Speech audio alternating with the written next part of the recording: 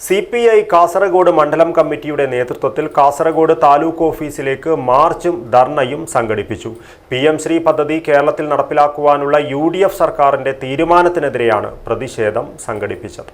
അത്യാധുനികവും ലോക നിലവാരവുമുള്ള ഫർണിച്ചറുകൾ വമ്പിച്ച വിലക്കുറവിൽ നിങ്ങളുടെ വീട്ടിലേക്ക് എത്തിച്ചു നൽകുന്നു. ബെഡ്റൂമോ, ലിവിംഗ് റൂമോ, ഓഫീസോ, സ്റ്റുഡിയോയോ ഏതൊന്നിനെയും ഭംഗിയാക്കാൻ ആർട്ടിക് ഫർണിച്ചർ ഇന്ന് തന്നെ സന്ദർശിക്കൂ.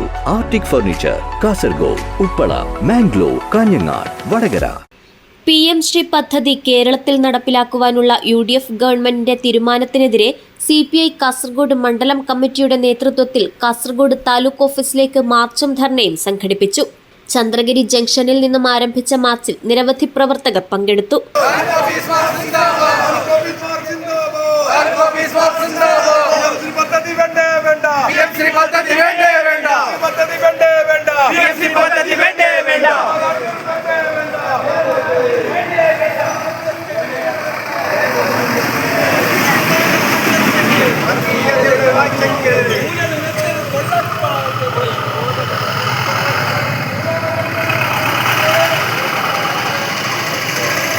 CPI സംസ്ഥാന കൗൺസിൽ അംഗം T. കൃഷ്ണൻ പ്രതിഷേധം ഉദ്ഘാടനം ചെയ്തു.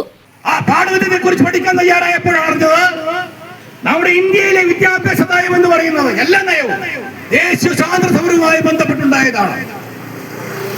ആ ദേശീയ സ്വാതന്ത്ര്യ സമരത്തിന്റെ കാഴ്ചപ്പാടനുസരിച്ചുകൊണ്ടാണ് ഇന്ത്യയുടെ എല്ലാ നയങ്ങളും രൂപീകരിക്കപ്പെട്ടത്.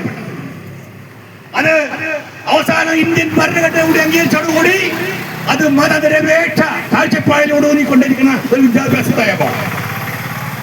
ഇന്ത്യയുടെ ചരിത്രങ്ങൾ പഠിക്കുന്നതിന് വേണ്ടി, ഇന്ത്യയുടെ സങ്കരമായ സംവിധാനത്തെ കുറിച്ച് പഠിക്കുന്നതിന് വേണ്ടി, ഇന്ത്യയുടെ സംസ്കാരത്തെ കുറിച്ച് പഠിക്കുന്നതിന് വേണ്ടി എല്ലാം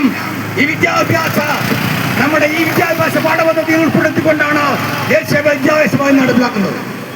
വിദ്യാഭ്യാസ നയത്തിൽ കാലോചിതമായ മാറ്റം വരുത്താറുണ്ട്, പലപ്പോഴായി മാറ്റം വരുത്തിയിട്ടുണ്ട്.